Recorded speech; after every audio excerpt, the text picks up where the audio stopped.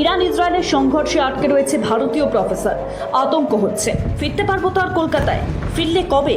সে কদিন চলবে কি করে? টাকা পয়সা শেষ হয়ে যাবে কয়েকদিনেই। তার মধ্যেই বোমার ভয়, লাগাতার বোমা পড়ার শব্দ হচ্ছে। হোটেলের ঘরে আমি আজকে একা একা ঘরে, রাস্তায় যতটা সম্ভব কম বেরোতে হচ্ছে বলে জানা যাচ্ছে। বুঝতেই পারছি না কি হবে, কি করব। গত শনিবার তেহরান থেকে ওমানের বিমান ধরে সেখান থেকে মুম্বাই হয়ে কলকাতায় ফেরার কথা ছিল আমার।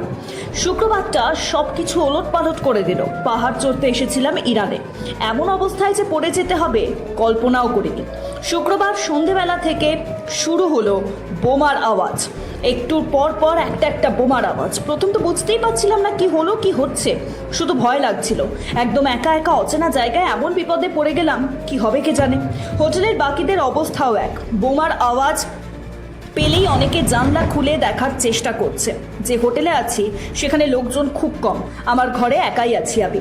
হোটেলে কোনো ভারতীয়কে দেখতে পাইনি, হোটেল থেকে বেরিয়েছিলাম খুব কম, রাস্তাতেও কোনো ভারতীয়দের দেখা পাইনি। এখানে আমার কোনো বন্ধু পর্যন্ত নেই। 1.5 কিলোমিটার দূরে এক ইন্দো অস্ট্রেলিয়া বন্ধু আছে বটে, কিন্তু সেও নিজের হোটেলে আজকে। 6 জুন ইরানের রাজধানী তেহরানে এসে পৌঁছেছিলাম। লক্ষ্য ছিল মাউন্ট দামানবাদ।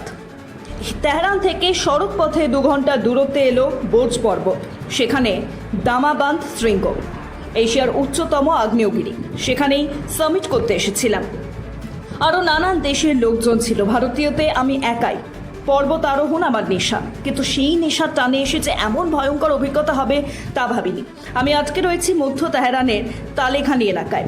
যে হোটেলটায় আজকে রয়েছে তার নাম মাসাদ। আমি ফাল্গুনিতে কলকাতা থেকে দামাবান্ধ এক্সপিডিশনে এসে এখানে তেহরানের হোটেলে আটকে গেছি। ইসরায়েল এবং ইরানের মধ্যে যুদ্ধ পরিস্থিতি আরও ভয়ানক হতে চলেছে। কেউ কাউকে এক বস্তা জমি ছাড়তে রাজি নয়। এখানে আমি একমাত্র ভারতীয়দের নিজেকে দেখতে পাচ্ছি, বাকিরা আরও বিভিন্ন দিকে আছে। প্রায় 10,000 ভারতীয় এখানে আটকে গেছে। থাকা খাওয়া আস্তে আস্তে জটিল হয়ে দাঁড়াচ্ছে, কারণ এতদিন থাকতে হবে এই প্রত্যাশা নিয়ে আমরা টাকা পয়সা সঙ্গে আনিনি।